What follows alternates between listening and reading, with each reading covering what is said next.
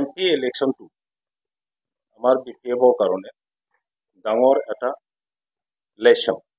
ইয়াৰ পৰা আমি বহুতো শিকিলোঁ।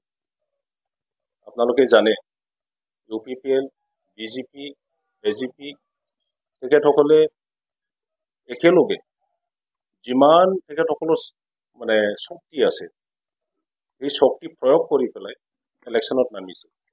আমি BPF দলে অকল মানে আলন আমি ষ্টেণ্ড কৰিছোঁ আৰু ৰাইজে সঁচাসঁচিকেই BPF দলক ইমান ভাল পাইছে আৰু আমাৰ হাৰাৰ কথাটো আমি নকওঁ, আমি জিকিছোঁ।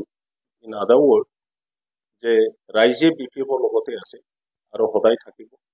আগন্তুক দিনত আমাৰ ৰাজনীতি আৰু বেছি ষ্ট্ৰং কৰিবৰ কাৰণে আজি সেই ইলেকশ্যনত আমি যিটো অনুভৱ কৰিলোঁ, যিটো সন্মুখীন হ'লোঁ, যি সমস্যা আমি দেখিলোঁ, যিটো আমি পূৰণ কৰিব পৰা নাই, সেইবোৰ পূৰণ কৰি পেলাই আৰু সেই শিক্ষাটো লৈ পেলাই আগন্তুক দিনত BPF দলক বেছি শক্তিশালী কৰিবৰ কাৰণে আমি কাম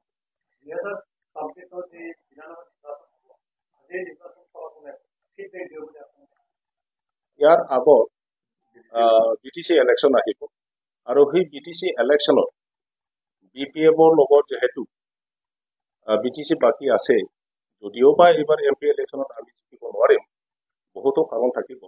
গতিকে সেইবোৰ চাই চিতি আমি কেনেকৈ 2025 চনত BTC ইলেকশ্যনত আমি জিকিব পাৰিম, ইয়াৰ কাৰণে আমি কাম কৰিম।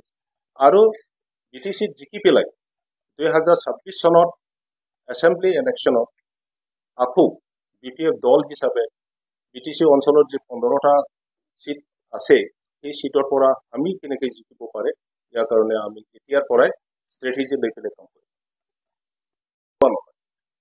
যিবিলাকে নিজৰ স্বাৰ্থ এৰিব নোৱাৰে তেখেতসকলে আমাৰ দলৰ পৰাও গুচি গৈছে আৰু অন্য দলৰ পৰাও গুচি আহিছে।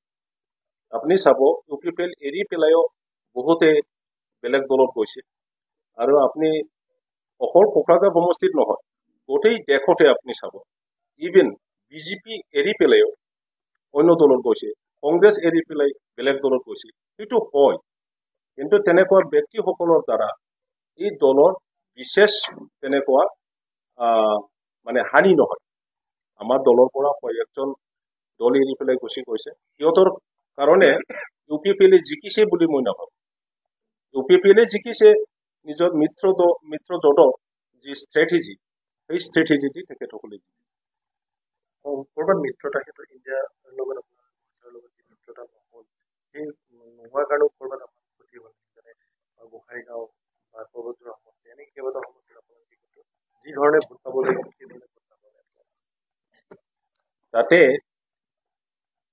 যেহেতু আপোনালোকে জানে যে যি পাৰ্টিয়ে চৰকাৰত থাকে তেখেতসকলে এডমিনিষ্ট্ৰেটিভ মেচিনাৰী বা টকা পইচা দি মানুহবিলাকক নিজৰ পিনি টানি ল'বলৈ বহুতো কাম কৰিব পাৰে।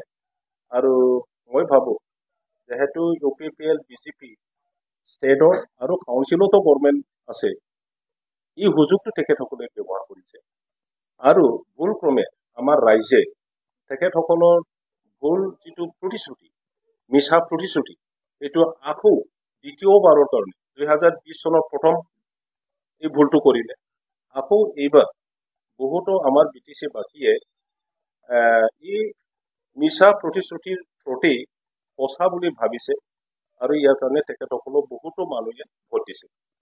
আগন্তুক দিনত তেখেতসকলে বুজিব পাৰিব আৰু সেই সময়টো আমি এতিয়া আপোনালোকৰ স্থিতি কেনেকৈ হ'ব, ইণ্ডিয়া বা NDA কাৰৰ লগত কেনেধৰণে থকাৰ কথা?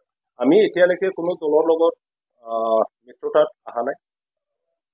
আমাৰ ইণ্টাৰেষ্টটো হ'ল BTC বাকী আমি কেনেকৈ ভাল এটা ষ্টেটাছত আমি আনিব পাৰোঁ, মানে BTC-ত কেনেকৈ আমি সঁচাকৈ শান্তি প্ৰতিষ্ঠা কৰিব পাৰোঁ, অঞ্চলৰ বিভিন্ন জাতি গোষ্ঠী ধৰ্মাৱলম্বী কেনেকৈ একত্ৰিত কৰিব পাৰে আৰু অঞ্চলত কেনেকৈ আমি উন্নয়নমূলক কাম কৰিব পাৰে। এই তিনিটা উদ্দেশ্যটো লৈ পেলাই আমি কাম কৰিছোঁ, লৈ পেলাই আমি আগুৱাই যাওঁ। বিভিন্ন জাতি গোষ্ঠীৰ জাতীয় সমস্যা সমাধানৰ কথা আছে, সেইবোৰ আগত থৈ পেলাই যেন কোনো জাতি গোষ্ঠীৰ জাতীয় সমস্যা, ৰাজনৈতিক সমস্যা, অৰ্থনৈতিক সমস্যা, শিক্ষাৰ সমস্যা বা সামাজিক সমস্যাবোৰ বাদ পৰি নাযায়। ইয়াৰ কাৰণে BPF দল হিচাপে আমি কাম কৰি যাম। লাষ্ট কুৱেশ্যন আপোনালোকে বহুকেইটা সমষ্টিত কিন্তু UPPLৰ বিষয়ে আপোনালোকৰ যিটো ভোটিং পেটাৰ্ণ ট্ৰেণ্ডিংটো কিন্তু বাঢ়িছে, ভোটৰ পাৰ্চেণ্টেজটো অলপ বাঢ়িছে। BTC-বাসী এতিয়াও BPF-ৰ লগতে আছে। এইবাৰ ইলেকশ্যনত আপোনালোকেতো দেখিছে যিটো মই মিছা প্ৰতিশ্ৰুতি বুলি ক'লো যে অৰুণোদয় যিটো ফৰ্ম বিলোৱা ইলেকশ্যনত আগত ফৰ্ম বিচাৰি গ'লেও নাই বুলি কৈছে, কিন্তু ইলেকশ্যনৰ সময়ত কোড অফ কণ্ডাক্ট থাকোঁতেও এইটো সময়তে গাঁৱে গাঁৱে টাউনে টাউনে ঘৰে ঘৰে গৈ পেলাই মনাত লৈ মানে অৰুণোদয়ৰ ফৰ্ম যাচি দিয়াটো এইবোৰ কিমান মানে বিশ্বাসযোগ্য কাৰ্য। গতিকে সেইবোৰকে বহুত আমাৰ অশিক্ষিত আৰু আৰ্থিকভাৱে দুৰ্বল ব্যক্তিসকলে কিবা এটা পাব পাৰে বা পাম এইটো আশাত ভোট দিছে। এইটো আৰু কণ্টিনিউ কৰিব নোৱাৰে। বেছি দিন সেইটো এই মিছা প্ৰতিশ্ৰুতিটো বাৰে বাৰে দেখি আহিছে। গতিকে আগন্তুক দিনত আমি ভাবোঁ কোনোবা সেইবোৰ কথাত বিশ্বাস কৰি পেলাই আৰু ৰাজনীতি নকৰে। ইয়াত আপোনাৰ এটা কথা লাষ্ট কুৱেশ্যনটো